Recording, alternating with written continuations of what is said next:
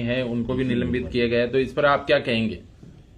देखिए, ये षड्यंत्र पिछले जब से ये चुनाव जीते हैं यहाँ पे ये विक्रम सिंह जी, तब से इन्होंने षड्यंत्र रच रहे थे शुरू से ही।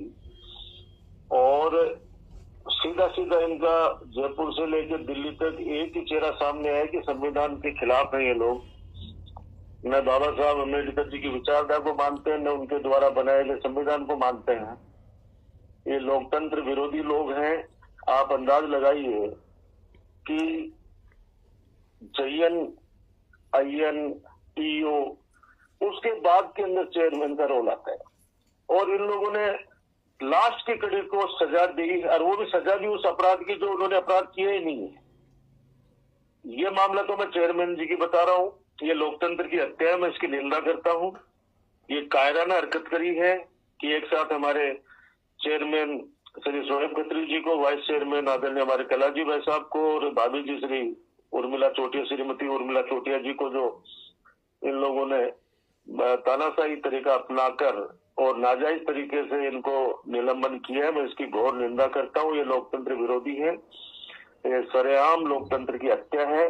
कलाजी भाई साहब वाले मामले में मैं कहना चाहूंगा कि इसमें आप ज्यादा से ज्यादा एक कॉमन मैन की हैसियत से, क्योंकि ये वाइस चेयरमैन है, लेकिन वाइस चेयरमैन से पहले ये स्वतंत्र भारत के स्वतंत्र नागरिक हैं। अपनी प्रॉपर्टी के कागजात बनाने का, पता लेने का इनको भी वैसा ही अधिकार है जैसा एक आम आदमी को होता है। तो ये वाइस चेयरमैन की जिम्मेदारी है, बाकी आम आदमी है। तो उसमें अगर कहीं पे जैसे एक कोई भी व्यक्ति पट्टा लेता है और उसमें कॉमर्शियल की जगह रेजिडेंशियल का लेता है, तो एक नोटिस जारी होता है, कोई बकाया राशि और जमा कर ली जाती है। एक सिंपल सा मामला था, लेकिन इनको पता था कि चेयरमैन को हटाने के बाद में स्वतः ही वाइस चेयरमैन की जिम्मेदारी ले लेंगे, इसलिए इन्होंने पूरा रास्ता साफ कर लिया इन्होंने मनमाने तरीके से। तो मैं आप लोगों के माध्यम से नवलगढ़ की जनता से कहना चाहता हूं कि आपके द्वारा चुने गए, नवलगढ़ की 36 बिरादरी के द्वारा चुने गए जनप्रतिनिधियों को दादागिरी पूर्वक, तानाशाही पूर्वक, मनमानी पूर्वक जिस प्रकार से इन्होंने निलंबन करवाया है विधायक ने सरकार पर दबाव डालकर, ये लोकतंत्र की हत्या है। और हम लोग कहीं भी दबने वाले नहीं है। हम हमारे लड़ाई लड़ेंगे। मेरा एक शुरू से एक वाक्य रहा है कि सत्य परेशान हो सकता है, पराजित नहीं। सच्चाई लोगों के सामने आएगी कि वास्तविकता ये है। अब ये कह रहे हैं कि चेयरमैन प्रभावित करता जांच को। अरे भाई, आपकी डबल इंजन की सरकार है। अरे डबल इंजन की सरकार वालों, एक चेयरमैन क्या तो जांच को प्रभावित करेंगे, क्या वाइस चेयरमैन जांच को प्रभावित करेंगे? और आप देखो दिन कौन सा चुना है कि आज इन्होंने कल आदेश निकाले रात को, और आज इन्होंने वायरल करवाए हैं। और आज से माननीय न्यायालयों की छुट्टी हो गई, आज से 10 दिन की छुट्टी है। इससे साफ साफ इनकी कॉन्स्पिरेंसी झलकती है कि इन्होंने षड्यंत्र पूर्वक ये काम किया है। इनसे आप एक सवाल करना, इन माननीय विधायक जी से, कहे विधायक जी आप ये बताओ, आपने एंटी करप्शन ब्यूरो की छापे पड़वाए, क्या मिला आपको? बता दो एक भी सामने कौन से आपने अपराध साबित करवा दिया? आपने डीएलबी से रोजाना जांच बिठवाते हो। अब वो कह रहे मैं सबको जेल में डाल के रहूंगा। भैया, जेल का ज्यादा अनुभव उनको है, इसलिए वो ज्यादा बोल सकते हैं इस बात को। जिन्होंने अपराध किया वो सजा भुगतेंगे, लेकिन निर्दोष लोगों को जिस तरीके से ये बदनाम करने की साजिश रच के और निलंबन किया मनमाने तरीके से, मैं पुनः एक बार इसकी निंदा करता हूँ। इनकी दादागिरी है। पूरे राजस्थान के अंदर दर्जनों चुने हुए जनप्रतिनिधियों को इन्होंने मनमाने तरीके से हटाया। हम उच्च न्यायालय की शरण लेंगे और माननीय न्यायालय के सामने पक्ष रखेंगे। अब एक बार ये कहते हैं कि न्यायालय ने इनका खारिज कर दिया। अरे भाई, मैं आपको ये कहता हूँ, एक तो बलदेव जी, आप सब लोग सुन रहे हो, कलाजी भाई साहब, उसको विधायक जी को इंग्लिश के अंदर वो ऑर्डर है माननीय जस्टिस का, उसको एक तो हिंदी में टाइप करवा के देना, और उससे पढ़ा भी नहीं जाएगा 5वीं फेल से। तो आप लोग किसी को बोलना कि उसको पढ़ के सुनाए कि उसमें लिखा है माननीय जज साहब ने कि आपको नोटिस मिला है, सिर्फ आपको सस्पेंड नहीं किया गया है, इसलिए आप बाद में आइए। आपके ऊपर कोई कार्रवाई होती है तो आइए न्यायालय के पास में। तो उसको 5वीं फेल को, क्योंकि वो फर्जी डिग्री वाला आदमी है, तो फर्जी डिग्री की जांच तो कहते खुद की जांच तो करवा ले, पहले हमारे लोगों की जांच करवा के, और जिस प्रकार से ये लोकतंत्र की हत्या की है, ये सही नहीं है। और दूसरी चीज और बताऊं इसके साथ साथ में, अब वो किसान है, कितना बड़ा मुद्दा आप लोगों ने, मीडिया वालों ने भी उठाया उसका, विद्याधर यादव का। आप सब सुन रहे हैं मेरे को? जी जी बिल्कुल जी, बिल्कुल बिल्कुल। अब आप बताओ कि उसको 10 लाख रुपए का नोटिस जारी किया है। हाँ, आज ही मिला है। आज और किस बात का नोटिस जारी किया कि आपने इच्छा मृत्यु से आपको बचाने के लिए हमने जो जाब्ता लगाया, बिल्कुल उस जाब्ते की वसूली आपसे 10 लाख रुपए में की जाएगी। बिल्कुल बिल्कुल, अभी प्राप्त तो हुआ है। कल से नवलगढ़ वाले सब तैयार हो जाओ, जितने भी थाने तहसील है, इनकी सारी तनख्वाह जनता से लेंगे। ये डबल इंजन की सरकार है, ये सबसे लेंगे कि सब हम तुम्हारी सुरक्षा कर रहे हैं, इसलिए तनख्वाह सारा का सारा सबके ऊपर दिलाना शुरू हो जाएगा इनका भी। सर, एक बड़ा सवाल ये भी है कि प्रशासन शहरों के संग अभियान चलाता, उस समय नगर पालिका नवलगढ़ को और चेयरमैन शोएब खत्री को अधिकतम पट्टे बांटने का भी अवार्ड मिला था कि बेहतरीन प्रदर्शन किया है इस कार्य के लिए। मैं आपको यही कहना चाह रहा हूँ कि नवलगढ़ नगर पालिका ने सर्वश्रेष्ठ काम किया, सब लोगों ने काम किया, लेकिन फिर भी मैं एक चीज कह रहा हूँ कि पट्टे की जांच कौन करता है, पट्टा कौन बनाता है, ये तो लास्ट की स्टेज के ऊपर चेयरमैन के सिर्फ सिग्नेचर होते हैं कि नीचे पूछता है वो ईओ से, जयन से, अयन से, वो तीनों कड़ी तो इन्होंने तोड़ दी, उनका तो कोई मतलब ही नहीं है, सीधो चेयरमैन को टारगेट किया। नंबर 2, प्रशासन गांव के संग और शहरों के संग में स्पष्ट निर्देश होते हैं कि हम सरकार शिथिलता प्रदान कर रहे हैं आम जनता को, अगर उसमें प्रशासन से कोई भी गलती हो जाती है, कर्मचारियों से कोई सी भी गलती हो जाती है, तो उस पट्टे को निरस्त किया जा सकता है। ये स्पष्ट रूप से निर्देशित किया गया उस समय। अब आप सोचो, जहाँ पे हजारों पट्टे बनते हैं, अगर कोई 1-2 पट्टों में मानवीय भूल होगी तो रद्द हो जाएगा वो तो। उसमें चेयरमैन को सस्पेंड करने वाला कहां से मामला आ गया? मेरा सीधा सवाल यही है।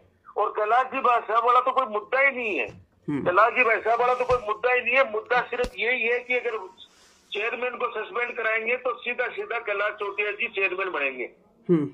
तो इसलिए इन दोनों को हटा दो ताकि ये मामला ही खत्म हो जाए। तो आगे भविष्य में क्या राजनीतिक हलचल है वो नगर पालिका में या नवलगढ़ विधानसभा में देखी जाएगी? देखो, मैं ये कहना चाहता हूँ कि नवलगढ़ के अंदर 15 सालों में लोगों ने राम राज देखा है। असली गुंडा राज अब चल रहा है, असली तानाशाही अब चल रही है, असली मनमानी अब चल रही है, असली भ्रष्टाचार अब चल रहा है। मैं चुनौती के साथ कह रहा हूँ कि कोई से भी विभाग में आप चले जाओ, आप किसी भी अधिकारी कर्मचारी के पास चले जाओ, जनता से जाके पूछ लो कि तुम्हारा काम कितने पैसों में हुआ है।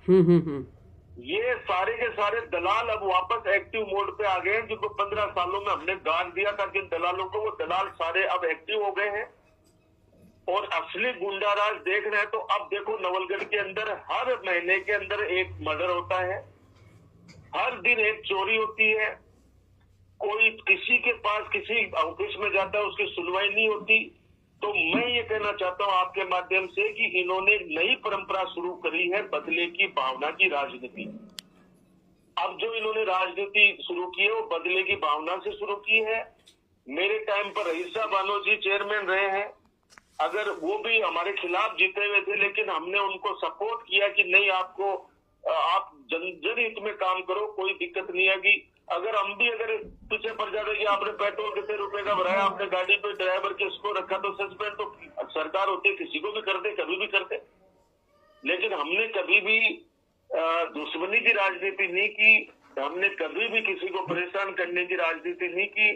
हमने हमेशा सबको साथ लेके चले और नवलगढ़ के अंदर 15 सालों के अंदर एक बहुत ही प्यार का, बहुत ही सुंदर एक संजोया था हमने, एक सपना और एक गुलदस्ते के रूप में इन्होंने छिन्न भिन्न कर दिया। ये जो लोग कहते हैं कि हम पूरा बगीचा लगाएंगे, उस बगीचों के अंदर इतने कीड़े पटक दिए इन लोगों ने कि आने वाले वक्त के अंदर और पता चलेगा कि इस समय आम आदमी कितना दुखी है। तो मैं तो इतना ही कहूंगा कि ये बदले की भावने की जो राजनीति का जो एक बीज इन्होंने बोया है, ये नवलगढ़ जो बाबा राम साहब की धरती है, इसके लिए अच्छा नहीं है। यहाँ कभी भी बदले का भावना से काम नहीं किया गया है। लेकिन मैं इतना ही कह सकता हूँ कि जिस व्यक्ति को, मेरे पास तो अभी मैं 5-7 लोग आए थे, बोले साहब हम मिलने गए विधायक महोदय के पास, और विधायक महोदय ने कहा कि क्या एहसान कर दिया मुझे जिता के? तुमने मेरे को थोड़ी जिताया, तुमने तो राजकुमार को हराया, तुमने तो बढ़त में मेरे को वोट डाला है। तो जो व्यक्ति ये सोचे कि मुझे जिताने के लिए वोट नहीं किया नवलगढ़ की जनता ने, या जिन्होंने भी उनको वोट दिए हैं वो राजकुमार को हराने के लिए वोट दिए, तो वो आदमी क्यों सुनेगा? उसको तो जो मनमर्जी है वो चलाएगा। यही मेरा कहना है भाई, और कोई सवाल तो बताओ। एक के 7 गांव में बिजली लाइन का भी विरोध चल रहा है, आप भी विरोध उनके किसानों के पक्ष में उतरे हैं, तो उस बारे में क्या कहेंगे? देखो, किसानों को विश्वास में लिया जाना चाहिए। उनकी फसलें खड़ी हैं। एक ये सीधा सीधा ही न्याय का सिद्धांत है कि अगर फसलें खड़ी हैं तो जब रास्ता ही नहीं, सड़क ही नहीं बना सकते, तो आप इतने बड़े बड़ी लाइनें ले जा रहे हो, उनकी फसलें आप रोंद रहे हो और उनका मुआवजा आप तय नहीं कर रहे हो।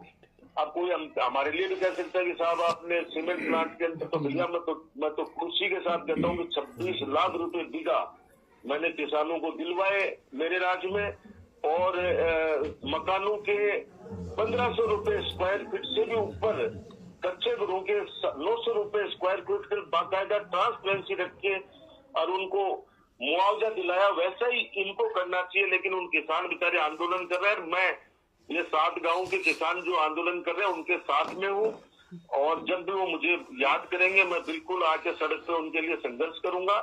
और सरकार से जरूर कहना चाहूंगा कि आप लोग ये तानाशाही रवैया छोड़ो। डबल इंजन की सरकार है, तो डबल इंजन के बीच में जनता को आप लोग कम से कम उनको पीसो मत, उनको मारो मत।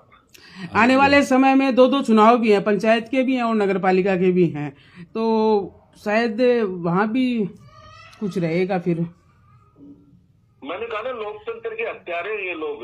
इनको संविधान के अंदर जो प्रदत्त शक्तियां हैं, उन शक्तियों को ये कुचलने का काम कर रहे हैं। इसलिए मुझे लगता नहीं कोई आने वाले समय में कोई चेयरमैन या प्रधान के चुनाव के अंदर कोई रेस्पेक्ट वाला आदमी भाग लेगा, क्योंकि ये लोग, कोई जीत भी जाएगा तो ये पैसे से खरीद लेंगे, कोई वो हो जाएगा तो इनके पास सारे हथकंडे इनके पास में।